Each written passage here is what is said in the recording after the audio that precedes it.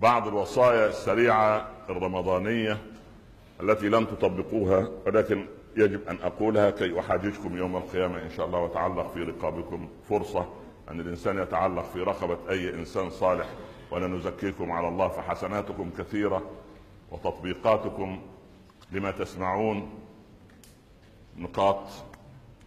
فما هي وصاياي قبل دخول الشهر الكريم؟ بعض الوصايا في رمضان. الوصية الأولى الغير مطبقة، أذكركم أنه اسمه الشهر الصيام. ربنا صوم رمضان، مش أكل رمضان، لا، صوم رمضان. وهذه الوصية الأولى الغير مطبقة. خلاص تمام. المنظر الذي سوف تراه من الغد وبعد الغد إلى يوم الثلاثاء القادم إن شاء الله كأن مجاعة ضربت مدننا، وأن حربا ضروسا قادمة علينا، وأننا لا بد من تخزين هذه الأمر حتى لو قامت الحرب العالمية الثالثة ضمن كل مسلم أن عنده من الأرز وعنده من الخزين المعين الذي يطمئن به معدته الخاوية صار مؤمنا. فبالتالي المنظر الذي تراه يجعلك تشعر بالأسى والحسرة عندما تقارن بين أسلافنا من الصحابة والسلف الصالح وبين الخلف الذي يحول هذا الشهر إلى شهر عجيب. هذه الوصية الأولى غير المطبقة. تمام. الوصية الثانية يوم الاثنين بالليل إن شاء الله، الثلاثاء بالليل بإذن الله، أذكركم بأن يزن كل واحد منكم نفسه. وأنا عارف أن زوجاتكم كلهم يعني إلا من بسيط يعني عندها ميزان في البيت، استعير منها الميزان. خلي بالك أنت، بس مش ميزان الدقيقة ب7 جرام، لا ينفجر، لا، ميزان بتاع الطن بتاع الحمولات. عارف على الطريق في تريلات بتحمل ايه بضائع، يقول لك 70 طن، او ده الميزان اللي هو الايه الذي يستطيع ان يزن فضيلتك، يعني عشان تقف امامه او عليه يعني فلا ينفجر مؤشره. الله يرضى عليك، اوزن نفسك. خلاص، فرضنا جدلا انك 70، خلينا في الراحة يعني. تمام. ليلة العيد ان شاء الله لو كان وزنك 70 يوم 29 شعبان و90 ليلة العيد، يبقى تعالى ايه بدعي لي بظهر الغيب. خلي بالك انت باذن الله اذا وجدت تنفسا تتنفسه. خلاص، 70 اول رمضان، يبقى 67 اخر رمضان، 68 معقول يعني بر الشيخ في نص كيلو. ايه رايك؟ دي صعوبة دي. برني في نص كيلو بس، انا مش طالب اكتر من كده. يعني شو نزل المزاد لنصف 500 جرام، صعبة يعني. اكرمني في هذا، اشعر انا بسلم عليك في العيد، يعني انا لا استطيع ان احضنك قبل رمضان، عايز احضنك بعد رمضان يا اخي. سبحان الله، عايز يدي تصل الى ظهرك. سبحان الله. فدي نقطة ثانية. خلاص، وهذه وصية غير منفذة. انا بقول لكم الوصايا اكتبوها كده، الوصايا غير الواجبة. هي وصايا واجبة ولكن غير منفذة. طيب، الامر الثالث المهم، تكتيك رمضان، اذن المغرب، خلاص، استأذن النائم من 14 ساعة اذنا لطيفا مهذبا. وانا عارف انك ابو التهذيب وابو الادب. ما ينفعش توقظ الولد اللي عنده 10 سنوات الساعة 2 بالليل فجأة وتروح ماسك له كتاب الكيمياء. قول لي الفرق بين راذرفورد والفرق بين مش عارف مين، الفرق في الرياضيات ما بين نيوتن وما بين سبحان الله، الفرق في نظرية المال لكارل ماركس ونظرية النقود عند كينز. لو الولد استيقظ فجأة على هذا، بالله عليك يعمل ايه؟ هيقول لك انت مين؟ صح ولا لا؟ الام تقول له ابوك. المهم يعني انت المعدة هذا الطفل الوديع النائم منذ 14 ساعة. خلاص، فان ايقظته فايقظه برفق. يعني ايه ايقظه برفق؟ خذ شيء من التمر، شيء حسوات من الماء، تستيقظ المعدة وتعلم ان على بعد دقائق سوف يحاق بها المكروه كله. خلي بالك انت، فتستيقظ روح صلي المغرب. لما تصلي المغرب المعدة تبدأ في العمل. إذا هجمت عليها هجوما كاسحا مرة واحدة يحصل مشكلة. فإذا هجمت الهجوم الكاسح وتذهب لتصلي وراء الشيخ كما قلت لك مرارا، الشيخ الحمد لله ما فيش حد الآن بيصلي بجزئين وثلاثة وأربعة، ده هو يعني ما شاء الله فضل يخف لغايه ما الله اعلم هل هيقرا ما يتاثر بعد الفاتحه ولا الركعه تصلح يعني. سبحان الله. الشيخ قرأ 3 آيات من آل عمران من البقرة من آية. سبحان الله. فأنت البطن يعني أعانها الله يعني ممتلئة، الكرة انتفخت إلى أن لما ركعت ما فيش أكسجين، لما سجدت في أول أكسيد الكربون لا إله إلا الله. فتقول ياه الشيخ في أول ركعة قرأ بنا البقرة دي في بطنك أساسا، البقرة دي انت اكلتها. فلما صليت ولو ما قراش بقرة ولا غيره، قرأ بقرة فيه، قرأ 286 آية، ده هم 3 آيات. الله يرضى عليك، أرح المسألة، أيقظ المعدة ثم صلي المغرب ثم اجلس على الطعام. الله يرضى عليك. يقول الشيخ تقدر توزع علينا جهاز نعرف به تطبيق الحديث، ثلث لطعامه وثلث لشرابه وثلث لنفسه؟ ها؟ انا عندي جهاز، ايه رايك؟ تحبوا تاخدوا منه نسخه؟ في حد عنده استعداد؟ طيب كله عنده استعداد ما شاء الله عليكم. ما دام هناخد يعني ما دام فيها اخذ قرار، طب اعطيني انصات، طب اعطيني القى السمع وهو شهيد، اعطيني قلب حي، اعطيني تطبيق. المهم خذ يا سيدي. المقياس الوحيد انك فعلا تضمن انك اكلت ثلث الطعام ان تقوم من على الطعام وما تزال لك رغبة فيه. عامل انك مش فاهم. لا مفهومة دي سبحان الله. يعني تاكل وانت لسه نفسك ايه؟ تمد يدك. لا امسك عارف الولد لما يربطوا له يده كده، المهم يعني اربط يدك بعيدا. سبحان الله. واخد بالك؟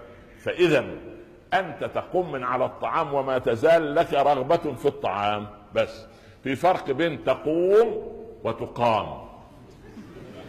تقام يعني اسند يا عائشة، اسند يا خالد، اسند يا ام محمود، وام محمود خلبانة عندها النقرس وعندها الديسك بتاعها والفقرة القطنية والبطنية هي جاية من مشوهة من بيت ابوها اساسا من 20 سنة، وانت كملت التشويه. سبحان الله. هتقومك فين؟ ما عندهاش مقدرة. بكتر خيرها وقفت نصف ساعة في المطبخ يعني فقضت عليها. المهم فالله يرضى عليك قوم بنفسك. عارف اعتمد على نفسك. لو الواد يمشي جديد كده وبعدين ايه يحطوه الاول في مشايه وكده، اول ما يسند اقدامه ما شاء الله لا قوه الا بالله. انا عايزك هذا الطفل تمشي لوحدك وتقوم لوحدك، مش تبعث على المائده لوحدك. لا انت في غيرك بياكل. سبحان الله. فالله يرضى عنكم. الولائم تضر بنا في رمضان. انا عارف ان العربي كريم والمسلم كريم، لو اقللنا من ولائمنا في رمضان لكان خيرا لنا. اسأل الزوجات وهم اهل كرم، قول لها شوفي اليوم الاول عندي ابويا وامي واخواتي وازواج اخواتي وجيرانهم. سبحان الله. اليوم الثاني عندي زملائي في العمل. اليوم الثالث. بالله عليك والله ايه رأيك ان احنا نغلق مسألة الولائم دي ونروح نتفرغ نصلي العشاء والتراويح في المسجد؟ بالله عليك اسألها السؤال ده. تروح يا شيخ والله انا اقول ان جدك الله يرحمه كراجل الصالح ورط فيك حته الحمد لله انك تحب ايه تريح الزوجه. الله يرضى عنكم. الزوجات يشتكين الى الله. ده الزوجه مسكينه بعد ما احنا نفطر وناكل ونفطر وناخد الطعام والمعده تمتلئ، ناخد العيال ونروح على المسجد وهي مسكينه تقعد تزيل اثار العدوان لغايه الساعه 1 بالليل. هل هذا منطق؟ دي بيوت مسلمين؟ والله يا ابو اخوانا انا في عجب وذهول ان احنا نكرر هذا من بدايه السبعينات. انا عن الشخصيه وعلماؤنا من قبلي وانا متطفل على موائدهم. سبحان الله. فالله يرضى عنكم.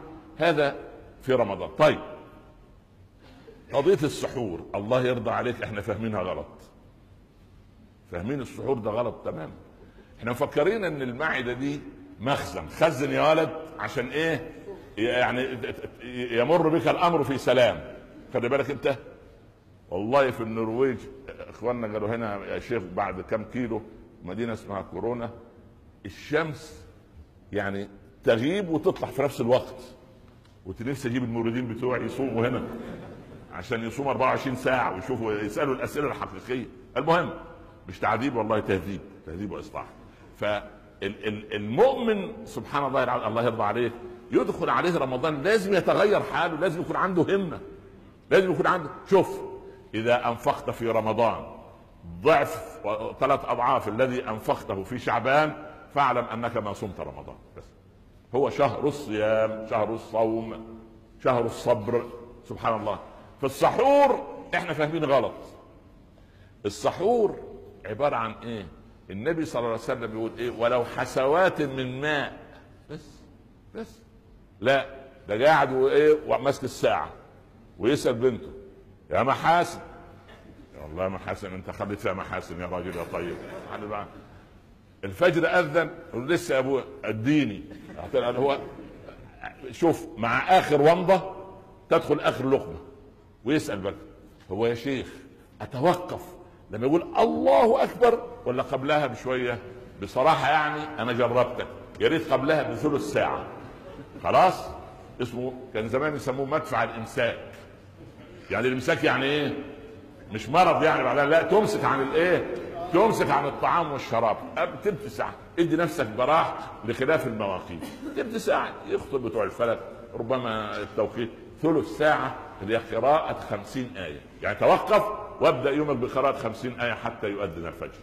طيب في ناس من العادات العجيبة يقول أنا لا أفطر في نهار رمضان إلا لما أسمع المؤذن يقول أشهد أن لا إله إلا الله ولا حي على الصلاة. يا عم هو لما المؤذن قال الله أكبر دليل على أن الشمس إيه؟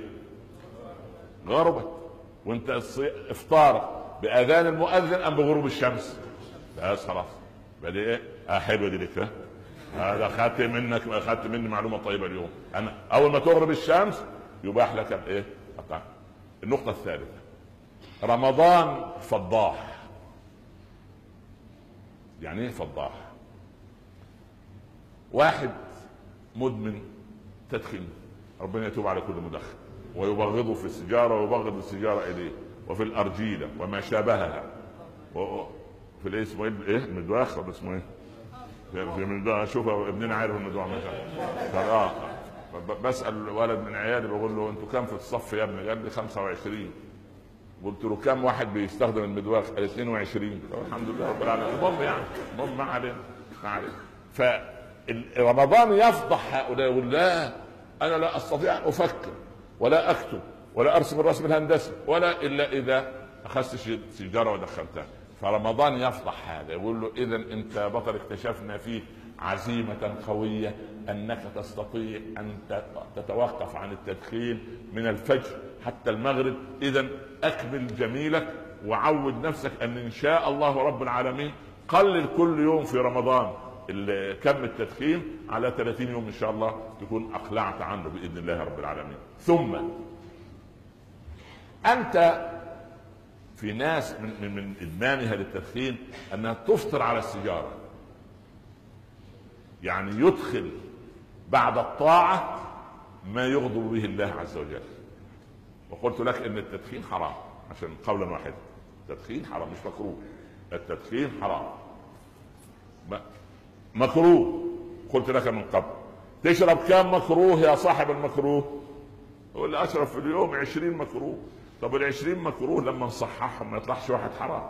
مكروه مكروه مكروه مكروه. ده انا لو غلطت في ابويا غلطتين يمشيني من البيت، صح ولا لا؟ مكروه مكروه على حياتك داخل المكروه. سبحان الله. اذا رمضان ايضا فضاح انك اغلقت المصحف 11 شهرا واكتشفت ان فتح المصحف سهل والقراءة فيه ميسورة وجميلة وتشحن الصدر وتشحن القلب وتنير حياة العبد، فتكتشف انك مقصر وهجرت كتاب الله دون داعي ودون. أنا أريد أن أقول لك هذه وصايا سريعة.